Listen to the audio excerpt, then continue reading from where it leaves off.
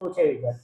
હા, ગઈકાલ રાત્રે મોડે બાતમી હકીકત અમને મળેલ કે ચરવાક નામનો એક વ્યક્તિ છે એ ઇલેક્ટ્રિક મોપેડ પર હાઇબ્રિડ ગાંજાનું વેચાણ કરવા માટે નીકળી રહેલ છે. તો એના માટે અમે વોચ બાતમી ગોઠવેલ, જેના આધારે મસાલ સર્કલ પાસે એ પસાર થઈ રહ્યા હતા. એ દરમિયાન તેમને કોર્ડન કરી પકડી અને એનડીપીએસના કેસની પ્રોસિજર મુજબ તેઓને ઝડપી તપાસ કરતા તેઓની પાસેથી 225 ગ્રામ હાઇબ્રિડ પ્રકારનો ગાંજો મળી આવેલ છે, જે 6.5 લાખ ઉપર એની કિંમત થવા પામે છે.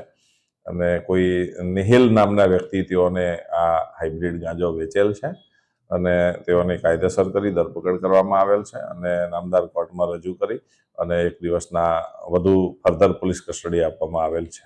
જી સર, આરોપીનો કોઈ પૂર્વ ઇતિહાસ ખરો? હાલ સુધીમાં તો જણાઈ આવેલ નથી, છતાં પણ એનું તપાસ ચાલુ છે.